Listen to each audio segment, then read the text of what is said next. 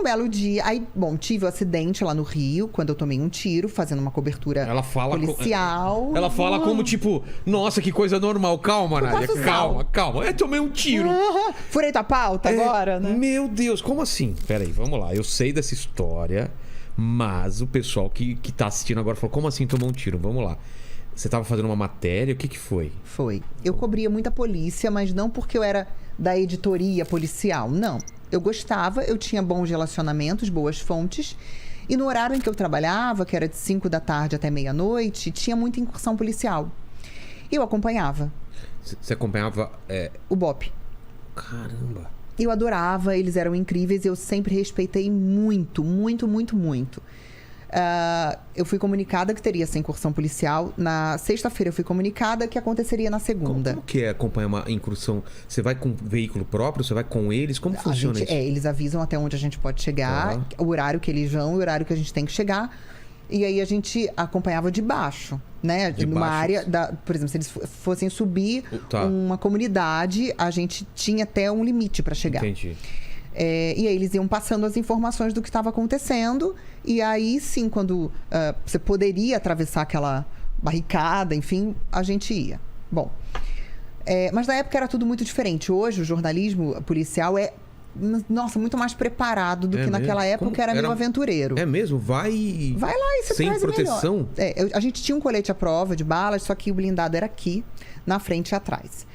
Onde eu fui atingida, entraria, só que correria o risco de não sair. Vou chegar nessa parte. Tá, e a gente tinha orientação de não botar o colete antes de chegar naquela área, para não parecer uma afronta para os moradores. Tipo, Entendi. nossa, você chegou aqui onde eu moro, já está de colete. Ah, tá. E eu respeitava muito isso. Como eu fazia muita polícia, eu sempre fazia o seguinte. Eu ia lá fazer uma incursão policial, eu vendia depois uma pauta, oferecia uma pauta comunitária daquele lugar. Era rádio comunitária, era um serviço social. Voltar porque eu também depois para fazer sempre. Legal. Porque existe um lado difícil, mas existe um lado que pode prosperar. Claro. Então, eu vim de um lugar assim. Minha cidade no Rio, Belford Roxo, é um lugar assim. E que eu valorizo muito. Não é só a parte ruim. Dentro do que, no contexto social, é ruim, tem sempre uma coisa boa que a gente pode fomentar e apresentar para o mundo. Então, Belford Roxo é um... Baixada Fluminense, no Rio de Janeiro. Tá. Então, eu sempre procurei fazer esse lado social. Bom, eu fui lá pro Dona Marta. Na hora que eu estava virando para pôr o colete, eu fui atingida. Então, graças a Deus, eu virei... Você estava... Localiza a gente. Você desceu do carro? Não, eu estava sentada ainda. Sentada? Fomos eu e o cinegrafista... porque a equipe era o cinegrafista que ia dirigindo, então não tinha uma equipe grande. A Eng, né? A Eng, não tinha. Não tinha. Não, imagina. O cinegrafista ia dirigindo. Ia dirigindo. Nossa. E eu do lado. Na hora que a gente entrou ali no acesso pro Dona Marta, eu percebi que estava estranho, porque era 6 e pouca da tarde, tudo vazio, e ali nesse horário tá tudo parado, um super trânsito. Na hora eu falei, ixi... Começou a soltar uns fogos, eu falei pro Moab, falei, ixi, o couro vai comer. Virei. No que eu virei para pegar o colete, que estava aqui no banco de trás, eu fui atingida. Eu já estava no acesso. Por onde você acha? Não, veio daqui do vidro. O Morro Dona Marta tem 2, não sei hoje em dia, mas eram 2 acessos. Aqui é uma pracinha que tinha uns brinquedos para criança, e aqui do lado um acesso, aqui do lado outro. A gente estava cruzando essa praça. E a polícia tinha acabado de subir. Então, não deu tempo de avisarem pra gente onde a gente deveria estar, enfim. E aí a gente parou na pracinha, achando que ali era uma área só protegida. Vocês, os caras não sabiam que era... Tinha logo da Band, só que depois foi feita uma reconstituição, uma perícia, identificaram que veio de uma escadaria vazada, provavelmente um traficante. Ali devia estar escuro, não sei se o cara também estava sóbrio, enfim. Não sei, ninguém sabe se atirou em represália à imprensa ou se atirou achando que era um carro de reforço policial. Entendi. Não tem como saber. Não dá pra saber. Enfim, eu fui atingida. Na hora, eu senti o impacto e percebi. E procurei ter o controle da situação. Eu não sei de onde eu tirei calma, tranquilidade, não sei. Acho que foi da minha fé mesmo. Você não gritou nada? Mano, se eu tomar um tiro, eu falo, caralho, eu tomei um tiro, porra! Você ficou... Eu senti, foi muito louco, porque eu virei... Queima. Um calor, mas é um calor, é um calor. Onde entrou? Aqui. Eu fiz plástica, né? Tá. Mas entrou aqui. Então, você virou aqui. Eu virei aqui, ó. Fez assim. Tá. Então, veio daqui, veio dessa direção. Atravessou, saiu nas costas e ficou no banco. Nossa. E olha que louco, isso foi numa segunda. Na semana anterior, na quarta, eu tava em outra incursão policial, no Complexo da Penha. E virei para uma amiga, a gente estava abaixada assim, atrás de uma proteção. E virei para ela e falei, Bruna, você tem a impressão de que você um dia vai tomar um tiro? Ela, claro que não, você é louca. Eu falei, eu tenho. Ela, cala a boca, Nádia. Eu falei, eu tenho a sensação de que um dia eu vou ser atingida. Sério? Isso foi numa quarta. Na segunda eu fui atingida. E você tinha isso no íntimo, assim? Eu acho que foi isso que me deixou calma. Entendi. Porque eu queria ter o controle da situação, eu queria entender o que estava acontecendo, mas eu tinha uma paz tão grande de que tudo ia ficar bem. Não, e Deus também, né? Deus, é Deus, gente. Não é só você, né? É tipo alguém te acalmando, não é possível. Era né? eu e Deus. Porque passou pela sua cabeça, posso morrer? Passou, só que eu, na hora, eu pensei o seguinte... Essa coisa de que... O que passa na cabeça na hora? Exatamente. Na hora, eu só pensei. E falei pro Moab Ferreira, que é meu anjo. Falei, Moab, avisa pra redação que aconteceu. Pede pra mandar outra equipe e me leva pro hospital. Que você ainda teve a calma de falar, vem outra equipe? E ele ainda falou assim pra mim, na hora que eu falei, Moab, fica tranquilo, mas eu tomei um tiro. Ele, isso é hora de brincar, Nádia? Já pelo amor de Deus. Eu falei, não tô brincando. E mostrei pra ele. Nossa. Quando ele ligou pra redação, acharam que era de raspão. Ele falou, não, vocês não estão entendendo. Ela foi perfurada. E eu falei pra ele, Moab, não me deixa morrer, porque eu não tenho com quem deixar meu pai e minha mãe. Meu Deus. Eu era a única filha solteira, eu morava com eles. E aí eu falei, cada vez que você perceber que eu tô indo embora, aperta a minha mão, me machuca. E eu fiquei rezando. Tem aquele papo que não pode dormir, né? Não tem Olha, isso? A gente sempre vê, né? Não pode... E eu tinha certeza que se eu apagasse, eu ia embora. Não ia voltar. Então, eu comecei a aprender. Eu senti que escorreu atrás. Eu comecei a prender no banco. A tentar estancar o sangue. E vendo aqui o sangue jorrar pelo retrovisor. Cara. E aí, eu percebi que eu tava indo embora. E eu sacudi a minha mão para ele me apertar. Fomos pro corpo de bombeiros. Não prestaram socorro porque eles não foram me socorrer na rua. Então, não prestaram atendimento. Como assim? Porque o bombeiro ele só pode te socorrer se ele te acudir na rua. Você tá na rua, ele foi lá e te abordou. Se você for até ele, não pode. Bom, pelo menos foi na época o que foi dito. Fomos pro Hospital da Lagoa, que não tem emergência. Eles me viram chegar, viram carro, começaram a gritar. Não tem emergência, não tem emergência. Dali fomos pro Miguel Couto. Isso no pico do trânsito. Quanto tempo nisso daí? Demorou muito.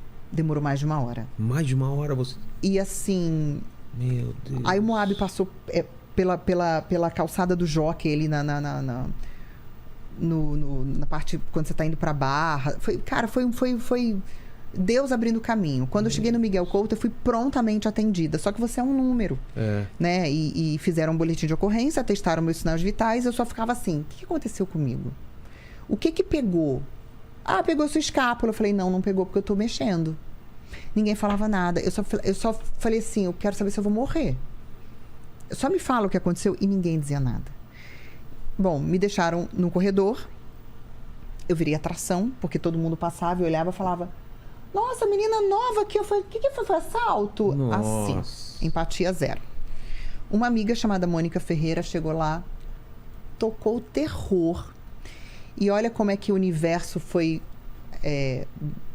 meu parceiro. A Mônica era repórter da Band, estava em casa. Um amigo dela de Brasília ligou e falou, Mônica, você está de plantão? Não, por quê? Porque um amigo que trabalha no Miguel Couto disse que acabou de chegar uma repórter da Band baleada. Ela foi a Nádia. Aí ela correu pra lá, foi ela que agitou pra caramba pra eu ser atendida logo.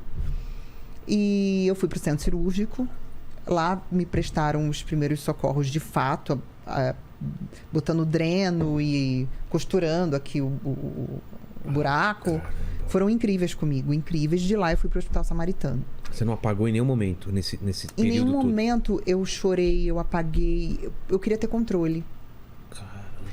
E isso me causou um bloqueio durante muitos anos, assim. Imagino, né, gente? De não chorar, de não ter colocado pra fora. Mas que eu já venci e te conto como. Eu sempre tive a certeza de que tudo ia sair bem. Foi muito doído, foi muito grave. Os Tinha médicos... uma calma, então, no fundo de você? Tinha. Tinha uma resignação muito uma paz. Então, eu só me desesperei num momento. Quando o médico falou pra mim que não tava dando certo, o dreno junto com a aspiração, com a fisioterapia, ele falou, olha, não tá rolando, a gente vai ter que fazer uma cirurgia, tirar parte do seu pulmão. O quê? Fechar a fístula que se forma quando a bala passa. Mas entrou aqui. Entrou aqui, pegou o pulmão, costela e saiu. Entrou meio baixo, assim? Na diagonal. Ai, cara. Só que olha que detalhe que eu falo que é o dedo de Deus. Depois foi pra estudo, enfim, apresentaram em simpósios. Você pega a minha tomografia, a bala fez curva dentro de mim. Que? Ela desviou. Então, desviou. Desviou da minha aorta e saiu a milímetros da minha coluna. Então, cara, foi Deus que falou, filha, nossa, não é agora não. Não pegou coluna, graças a Deus. E se a bala... Aí é que tá, o blindado. Se eu já... Muita gente falou, ela tinha que estar com blindado. Se eu tivesse, a bala teria perfurado. E não ia adiantar? Não ia adiantar? Porque o blindado era aqui, ó, um quadradinho aqui e quadrado exatamente onde a bala saiu. Ela ia entrar e não ia sair. Não ia sair. Aí, de fato, ficaria deficiente. Nossa. Eu ficaria com alguma deficiência, porque pegaria minha coluna. Bom, quando ele virou pra mim e falou, ó, não tá rolando, não tá dando certo, vamos precisar de uma cirurgia. Quero saber o seguinte, você tem fé?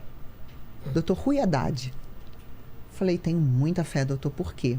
Agora eu vou precisar. Mesmo sobrenome que você? Mesmo sobrenome. Olha só. Dr. Rui Haddad. Ele falou, vou precisar agora que você tenha fé. Falei, nossa, mas por quê?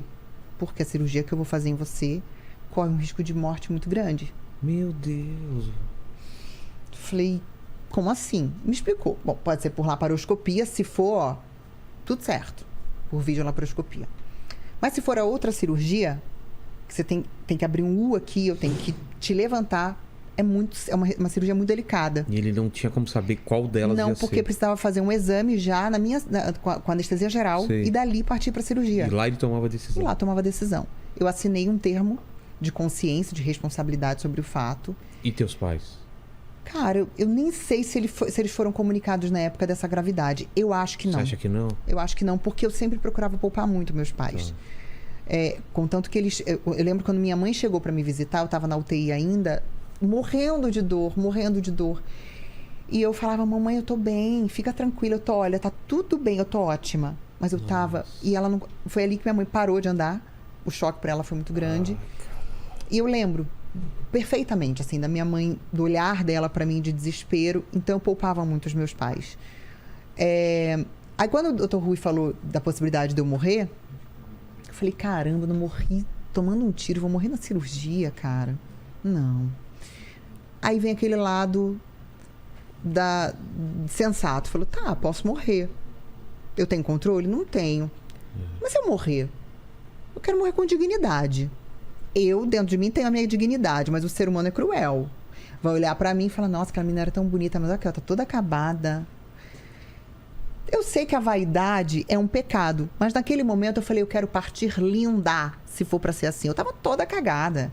O sangue acabou com o meu cabelo, eu tava sem fazer unha, eu tava toda peluda, parecendo a Frida Kahlo. Te passou isso na cabeça? Passou. Pedi autorização pra equipe do hospital, pros médicos responsáveis. Riram da minha cara, óbvio. Na semi-intensiva eu recebi o cabeleireiro, eu cortei o cabelo, brincando. Eu fiz até renal na sobrancelha. Fiz francesinha na unha, me depilei. Falei, se eu for embora, eu vou estar no caixão assim, vou falar, ai, olha, judiação, Eu não acredito nisso. Imagina, gente, eu sou super peluda, eu ficar com aquele bigode, aquela, sabe, assim, ó, chuchu. Não. Quando eu entrei pro centro cirúrgico, eu lembro, a anestesista olhou e falou, eu nunca vi uma paciente tão arrumada. Cabelo feito, aquela coisa... linda! Parecia que eu tava, sei lá, indo parida, que hoje em dia a pessoa mulherada... pra cortar, você não, agora eu vou ter que caprichar no corte, porque, pô, olha como ela aí, tá. Ó, não exato, não pensei nisso, foi a estratégia. E deu tudo certo, foi por videolaparoscopia, em 3 dias... foi na mais tranquila, então? Foi.